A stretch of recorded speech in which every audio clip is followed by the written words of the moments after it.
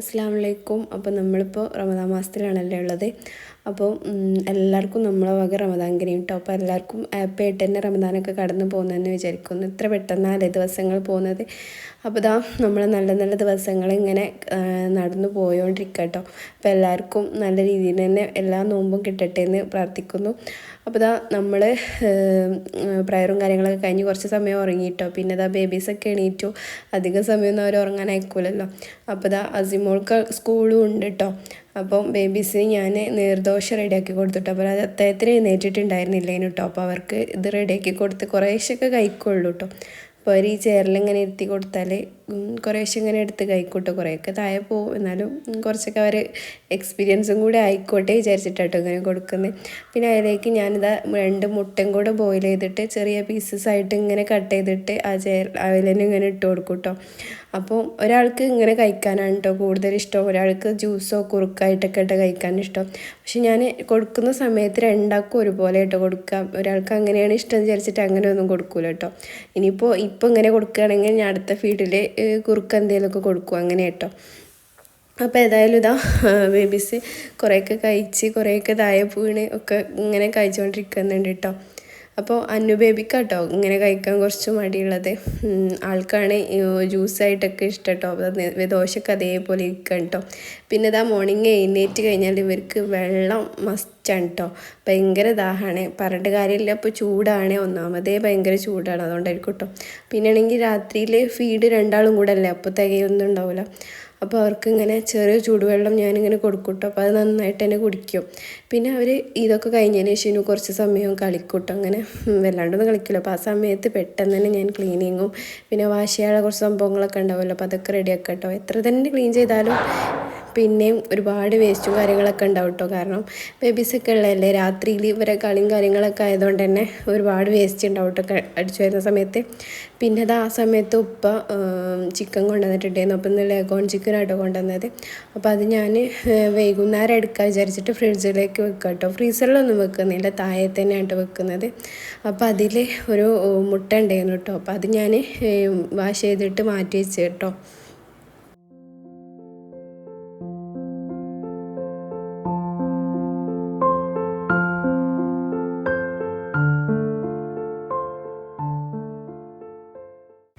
പിന്നെ കുളിയും കാര്യങ്ങളൊക്കെ കഴിഞ്ഞ് പിന്നെ ബേബീസിനെ ഉറക്കുക, ഇത് ഫീഡ് ചെയ്യലൊക്കെ കഴിഞ്ഞതിന് ശേഷം ഞാനൊരു 3:30 ആയിട്ടോ കിച്ചണിൽ കയറിയപ്പോൾ.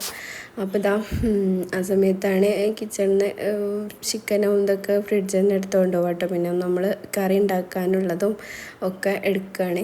അപ്പോൾ ബേബീസ് കുറച്ച് സമയം ഉറങ്ങുള്ളൂ കേട്ടോ. കാരണം കുറേ സമയം ഞാനൊരു ഒരു 12 മണി 11:30 സമയത്ത് തന്നെ അവരെ ഉറക്കിയിട്ടുണ്ടായിരുന്നു കേട്ടോ, എനിക്ക് പ്രയറും കാര്യങ്ങളൊക്കെ ചെയ്യാൻ വേണ്ടിയിട്ട്. അപ്പം അവർ എണീക്കാനുള്ള സമയമൊക്കെ ആയി തുടങ്ങിയാണ് കേട്ടോ. പിന്നെ അസിമോൾ അതിനിടയിൽ വന്ന് അവൾക്ക് ഫുഡൊക്കെ കൊടുത്തിട്ടോ. അപ്പോൾ ഇതാ ഏതായാലും പത്തിരിയും കറി ആയിക്കഴിഞ്ഞാൽ പിന്നെ നമുക്കൊരു സമാധാനമാണല്ലോ. പിന്നെ ബാക്കിയുള്ളതൊക്കെ നമുക്കിങ്ങനെ സാവധാനം ഉണ്ടാക്കാമല്ലോ. പിന്നെ ഇതാ അസ്രസ്കാരം കഴിഞ്ഞതിന് ശേഷമാണ് കേട്ടോ ഉമ്മ ഒന്ന് കിച്ചണിൽ വരിക. അപ്പോൾ ആ സമയത്ത് ചിലപ്പോൾ അവർ എഴുന്നേറ്റുണ്ടെങ്കിൽ അവരെ നോക്കിയിരിക്കും. അപ്പോൾ ആ സമയത്ത് ഞാൻ തന്നെ എടുക്കും കേട്ടോ. പിന്നെ ചില സമയത്ത് ഉമ്മ പത്തിരിയൊക്കെ റെഡിയാക്കി തരും കേട്ടോ.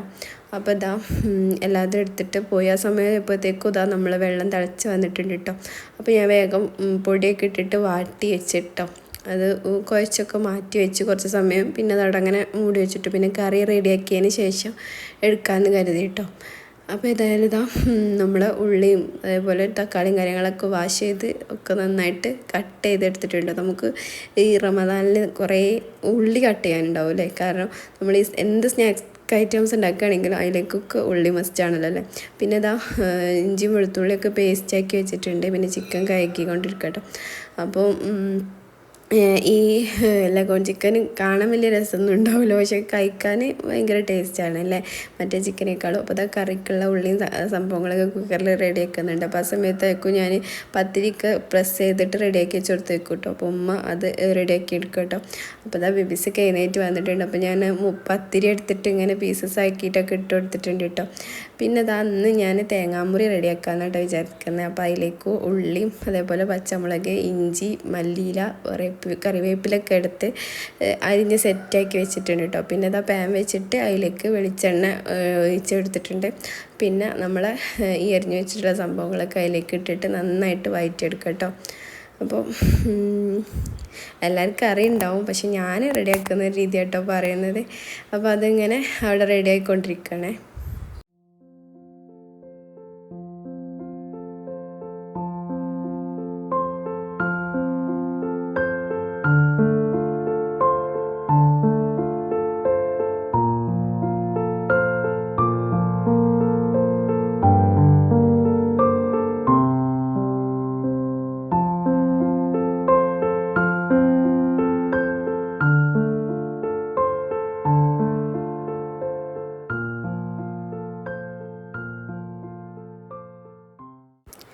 അതിനിടയിൽ അതിലേക്ക് ഉപ്പും മഞ്ഞൾപ്പൊടിയൊക്കെ ഇട്ട് കൊടുത്തിട്ടുണ്ട് കേട്ടോ. വേറെ മസാലകളൊന്നും ഞാൻ ആഡ് ചെയ്യുന്നില്ല കേട്ടോ. പിന്നെ ഗരം മസാല, ചിക്കൻ മസാല ഒക്കെ ഉണ്ടെങ്കിൽ ആഡ് ചെയ്യാം കേട്ടോ.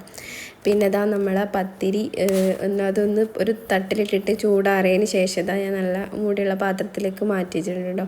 പിന്നെ ഇതാ ഇപ്പോൾ കുറച്ച് പൊറോട്ടയും കൊണ്ടുവന്നിട്ടുണ്ട് കേട്ടോ. അസിമോൾക്ക് പൊറോട്ട വേണമെന്നൊക്കെ പറഞ്ഞപ്പോൾ അപ്പോൾ കുറച്ച് പൊറോട്ടയും കൊണ്ടുവന്നിട്ടുണ്ട്. പിന്നെ ഇന്നലെ ബ്രോയിലർ ചിക്കൻ ഉണ്ടായിരുന്നു, അപ്പോൾ കുറച്ച് ഫ്രിഡ്ജിലുണ്ടായിരുന്നു. അപ്പോൾ ഞാനതിവിടെ മാഗ്നേറ്റ് ചെയ്ത് മാറ്റി വെച്ചിട്ടോ.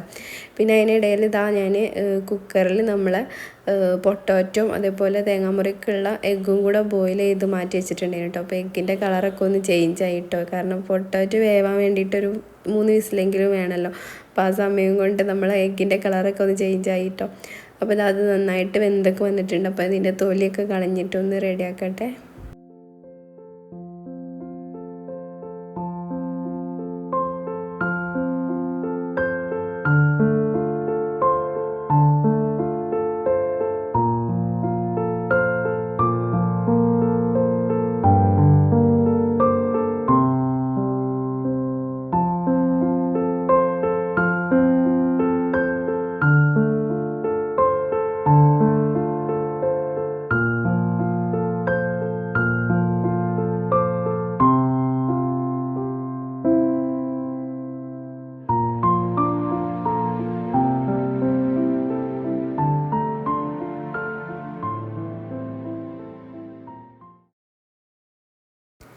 കയ്യിൽ വെച്ച് എങ്ങനെ നമ്മൾ ഇത് ഉടച്ചെടുക്കാൻ നോക്കിയിട്ട് പറ്റുന്നില്ല കേട്ടോ. നന്നായിട്ട് വെന്തിട്ടൊക്കെ ഉണ്ട്, പക്ഷേ ഒരു കയ്യിൽ ക്യാമറയും പിന്നെ ഇതും കൂടെ ഒക്കെ ആയതുകൊണ്ട് കേട്ടോ നിങ്ങൾക്ക് മനസ്സിലാവാത്ത അത് ഒന്ന് ഉടച്ചെടുക്കാനായിട്ട് കുറച്ച് പാടായിട്ട് കേട്ടോ. പിന്നെ ഞാൻ ക്യാമറ അവിടെ താഴെ വെച്ചിട്ട് ഞാൻ ഗ്ലാസിൻ്റെ അടിവശം വെച്ചിട്ട് സ്റ്റീൽ ഗ്ലാസിൻ്റെ അടിവശം വെച്ചിട്ട് ഇങ്ങനെ പ്രസ് ചെയ്ത് കൊടുത്തപ്പോൾ ഓക്കെ ആയിട്ടോ.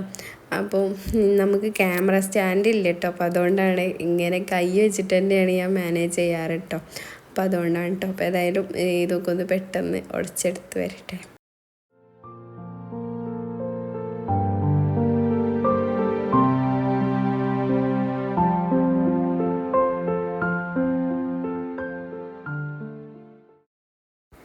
അപ്പോൾ നമ്മളെ ഉള്ളിയൊക്കെ നന്നായിട്ട് വയന്നിട്ടുണ്ട്. അപ്പോൾ അധികം വയന്നിട്ട് ആ ഒരു അങ്ങനെ ഭയങ്കര ഉടഞ്ഞ രീതിയിലൊന്നും ആയിട്ടില്ല കേട്ടോ. അപ്പോൾ ഇതേ ഒരു അവസ്ഥയിലാണ് നമ്മൾ ഓടിച്ചെടുത്തിട്ടുള്ളത് കേട്ടോ.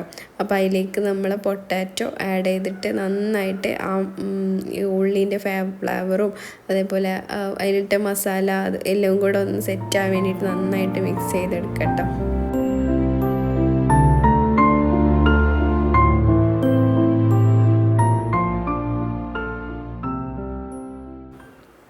അപ്പോൾ പിന്നെ വേറൊരു സ്നാക്സായിട്ട് ഞാനിതാ ഒരു ബ്രെഡ് സ്റ്റിക്ക് റെഡിയാക്കാമെന്ന് കരുതിയിട്ട് അപ്പോൾ അതിലേക്ക് ഉള്ളിയും അതേപോലെ ചില്ലി ഫ്ലേക്സ് എന്താണ് ഇഞ്ചി പേസ്റ്റ് അതേപോലെ കറിവേപ്പില മല്ലിയില ഒക്കെ ആഡ് ചെയ്ത് കൊടുത്തു. പിന്നെ ഒരു കോഴിമുട്ടയും കുറച്ച് ഉപ്പും ആഡ് ചെയ്ത് കൊടുത്തിട്ടുണ്ട് കേട്ടോ. അപ്പോൾ ഇതൊരു ലൂസ് കൺസിസ്റ്റൻസിയാണ് വേണ്ടത്. അപ്പോൾ അതിലേക്ക് വേണമെങ്കിൽ നമുക്ക് കുറച്ച് മൈദയും കൂടെ ആഡ് ചെയ്തിട്ട് ഒന്ന് ലൂസ് കൺസിസ്റ്റൻസി ആക്കി മാറ്റിയെടുക്കാം കേട്ടോ. അതിനെ നന്നായിട്ട് മിക്സ് ചെയ്തെടുക്കാം കേട്ടോ.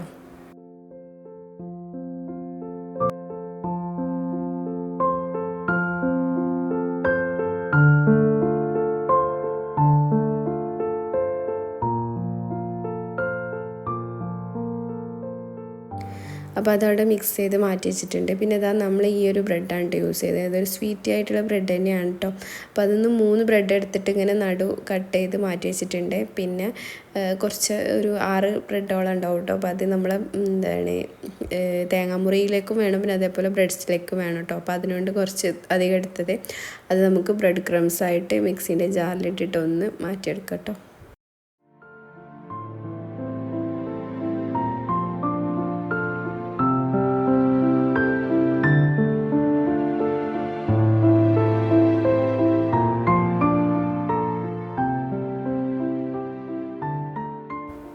പിന്നെ നമ്മൾ ഈ ഒരു ബ്രെഡ് സ്റ്റിക്കിന് വേണ്ടിയിട്ട് ഈ ഒരു ബ്രെഡിൻ്റെ മുറിച്ച ബ്രെഡ് ഉണ്ടല്ലോ, നമ്മൾ ആ ഒരു ഇതിൽ കൂട്ടിലിട്ടിട്ട് ഇങ്ങനെ നന്നായിട്ട് പ്രസ് ചെയ്തിട്ട് നമ്മൾ ആ ഒരു ഇതൊക്കെ അതിൽ പിടിപ്പിച്ചെടുക്കുക കേട്ടോ.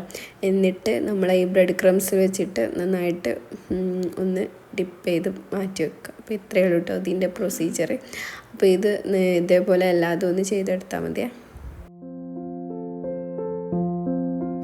അപ്പോൾ നമ്മൾ കോഴിമുട്ട ആകെ യെല്ലോയിഷ് കളറായിട്ടുണ്ട് കേട്ടോ. അപ്പോൾ ഏതായാലും ഇതൊക്കെ തൊലി കളഞ്ഞ് മാറ്റി വെച്ചിട്ടുണ്ട്. പിന്നെ നമ്മളെ പൊട്ടാറ്റോ അതൊക്കെ ഒന്ന് ചൂടാറി നന്നായിട്ട് സെറ്റായിട്ടുണ്ട് കേട്ടോ. അപ്പോൾ ഇതെങ്ങനെ റെഡിയാക്കുക വെച്ചാൽ കയ്യിൻ്റെ വെള്ളയിൽ വെച്ചിട്ട് ഇങ്ങനെ നന്നായിട്ട് ഒന്ന് പരത്തെടുക്കുക കേട്ടോ. എന്നിട്ട് ആ ഒരു സെൻട്രലായിട്ട് ഈ മുട്ട വെച്ച് കൊടുത്തിട്ട് കുറച്ചും കൂടെ ഈ ഒരു കൂട്ടെടുത്തിട്ട് ഇങ്ങനെ ഒരു ബോൾസാക്കി മാറ്റിയെടുക്കട്ടെ. അത്യാവശ്യം ക്വാണ്ടിറ്റി ഇത് ഉണ്ടാവും കേട്ടോ. കാരണം തേങ്ങാമുറിന്ന് കണ്ടറിഞ്ഞ പേരിട്ട തോന്നും, കാരണം ആ ഒരു അത്രയൊക്കെ വലുപ്പം ഉണ്ടാവും കേട്ടോ ഇത്. അപ്പോൾ ഇതിങ്ങനെയാണ് സെറ്റ് ചെയ്തെടുക്കുക. അങ്ങനെ എല്ലാതും ഒന്ന് സെറ്റ് ചെയ്തെടുക്കുക.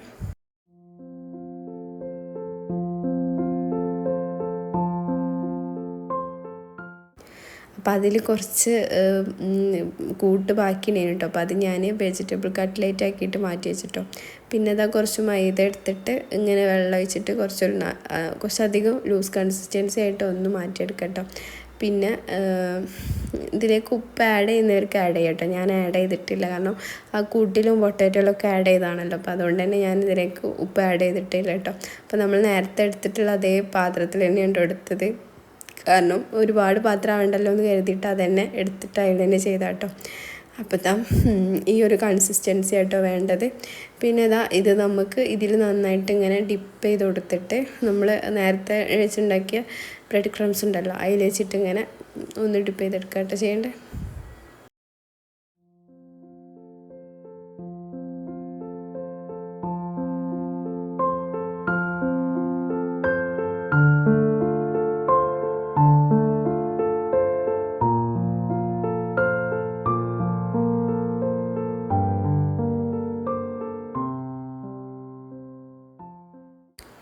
അപ്പോൾ നമ്മൾ എല്ലാതും ബ്രെഡ് ക്രംസൊക്കെ വെച്ച് ഒന്ന് സെറ്റാക്കി മാറ്റി വെച്ചിട്ടുണ്ട് കേട്ടോ. അപ്പോൾ ഇനി ബാങ്ക് കൊടുക്കാനാവുന്ന ആ സമയത്താണ് കേട്ടോ ഇതൊന്ന് പൊരിച്ചെടുക്കാം.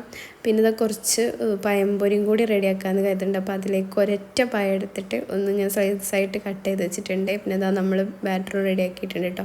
അപ്പോൾ ആ അടുപ്പിൽ തന്നെ നമ്മൾ പത്തിരി ഉണ്ടാക്കിയ അടുപ്പിൽ തന്നെ വെള്ളമൊക്കെ വെച്ചിട്ടുണ്ട് ചോറിനുള്ള. അപ്പോൾ ബേബീസ് ഫ്രൂട്ട്സ് കട്ട് ചെയ്യാൻ കേട്ടോ. അപ്പോൾ അതിന് ഇവിടെ പിടിയും വലിയൊക്കെ നടന്നുകൊണ്ടിരിക്കുന്നുണ്ട് കേട്ടോ. പിന്നെ നമ്മൾ ചിക്കൻ കറി തേങ്ങ അരച്ചിട്ടോ റെഡിയാക്കിയിട്ടുള്ളത്. അപ്പോൾ അതും ഇവിടെ സെറ്റായിട്ടുണ്ട്. പിന്നെ അതിലേക്ക് കുറച്ച് മല്ലിയിലൊക്കെ ഇട്ടിട്ട് അതവിടെ മാറ്റി വെക്കുക. ഇപ്പോൾ ഏകദേശം ബാങ്ക് കൊടുക്കാറായിട്ടോ. അപ്പോൾ ഫ്രൂട്ട്സൊക്കെ കട്ട് ചെയ്ത് സെറ്റ് ചെയ്ത് വെച്ചിട്ടുണ്ട്. മുന്തിരിയും ആപ്പിളും അതേപോലെ വത്തക്ക പിന്നെ ഓറഞ്ചൊക്കെ ഉണ്ട് കേട്ടോ. പിന്നെ എല്ലാതും കഴിഞ്ഞതിന് ശേഷം അവസാനമുള്ളൊരു പണിയാണ് കേട്ടോ. അത് യുദ്ധക്കളം പോലെ സിങ്കായി കിടക്കും. അപ്പോൾ ബേബീസ് അതിനു ബേബി കരച്ചിലൊക്കെ തുടങ്ങി കേട്ടോ. അതിനു ബേബിക്ക് ഇരുന്നിരുന്ന് മതിയായി. അപ്പോൾ അതിനു ബേബിക്ക് പല്ലൊക്കെ വന്നിട്ടോ മുകളിൽ 2 സൈഡിലായിട്ടോ പല്ലൊക്കെ വന്നു. അപ്പോൾ ചിരിക്കുന്ന സമയത്ത് നല്ല രസമായിട്ടോ കാണാൻ. അപ്പോൾ പാത്രമൊക്കെ കഴുകി ഒന്ന് സെറ്റായി വന്നപ്പോഴത്തേക്കും നമ്മളെ ചോറിനുള്ള വെള്ളം തിളച്ച് വന്നിട്ടുണ്ട് കേട്ടോ. അപ്പോൾ അതൊന്ന് ഞാൻ കുറച്ച് ഫ്ലാസ്കിലേക്ക് മാറ്റിയേക്കും. കാരണം ഇവിടെ തറാവി നിസ്കാരം കഴിഞ്ഞതിന് ശേഷം കേട്ടോ നമ്മളെ മേൽ കഴിക്കാറുള്ളത്. അപ്പോൾ ആ സമയത്ത് നമുക്ക് ചായയൊക്കെ റെഡിയാക്കി എടുക്കാൻ വേണ്ടിയിട്ട് ഈസി ആവുമല്ലോ എന്ന് കരുതി അരിയൊക്കെ വാഷ് ചെയ്തിട്ട് ഇടുന്നുണ്ട് കേട്ടോ. അപ്പോൾ നമ്മൾ പൊന്നി റൈസ് ആട്ടോ നോമ്പിന് യൂസ് ചെയ്യുക. കാരണം ആ സമയത്ത് നമുക്ക് കഴിക്കാൻ ഒന്നുകൂടി ഒരു ഇതുണ്ടാവുക, ഈ ഒരു ചെറിയ റൈസൊക്കെ ആവുമല്ലോ. അപ്പോൾ അത് വാഷ് ചെയ്തിട്ട് അതിലേക്ക് ഇട്ട് കൊടുത്തിട്ടുണ്ട് കേട്ടോ. പിന്നെ നോമ്പ് തുറക്കുന്നതിന് മുമ്പ് തന്നെ നമ്മളെ ചിരങ്ങൊക്കെ അരിഞ്ഞ് സെറ്റ് ചെയ്ത് വെക്കും കേട്ടോ. കാരണം നമുക്ക് നോമ്പ് തുറന്ന് കഴിഞ്ഞാൽ പിന്നെ പ്രയറും കാര്യങ്ങളൊക്കെ ആയിട്ട് അങ്ങനെ പോകുമല്ലോ. അപ്പോൾ അതോടെ മാറ്റി വെക്കും. പിന്നെ തറാവിസ്കാരൊക്കെ കഴിഞ്ഞതിന് ശേഷം റെഡിയാക്കുക. അപ്പോൾ ഗൈസ് നമ്മളെ റൈസ് നന്നായിട്ട് കുക്കായിട്ടൊക്കെ വന്നിട്ടുണ്ട് കേട്ടോ. അപ്പോൾ നമ്മൾ പെട്ടെന്ന് തന്നെ ഊറ്റിയിട്ട് മാറ്റിക്കണം. അപ്പോൾ ഇത് ചെറിയ റൈസ് ആയതുകൊണ്ട് തന്നെ പെട്ടെന്ന് തന്നെ വെന്ത് കിട്ടുമല്ലോ. അപ്പോൾ നോമ്പ് തുറക്കുന്നതിന് മുമ്പ് തന്നെ കിച്ചൺ ക്ലീൻ ചെയ്യലും അതേപോലെ ഈ ചോറിൻ്റെ പരിപാടിയൊക്കെ ഞാൻ കൈക്കൂട്ടോ. കാരണം നോമ്പ് തുറന്ന് കഴിഞ്ഞാൽ പിന്നെ നമുക്ക് ക്ഷീണമാവുമല്ലോ. അപ്പോൾ അതിന് മുമ്പ് തന്നെ ഇതൊക്കെ തീർക്കൂട്ടോ. പിന്നെ നമ്മൾ ജ്യൂസ് അടിക്കാൻ വേണ്ടിയിട്ട് പൈനാപ്പിളായിട്ട് എടുത്തിട്ടുള്ളത്. അപ്പോൾ അത് ഞാൻ ജ്യൂസാക്കിയിട്ട് പെട്ടെന്ന് മാറ്റി വെക്കട്ടെ.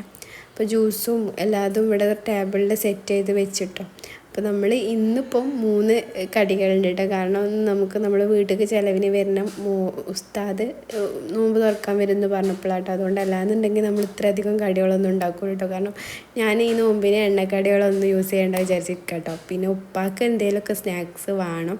അപ്പോൾ എന്തെങ്കിലുമൊക്കെ ഉണ്ടാക്കും കേട്ടോ, കുറച്ചൊക്കെ.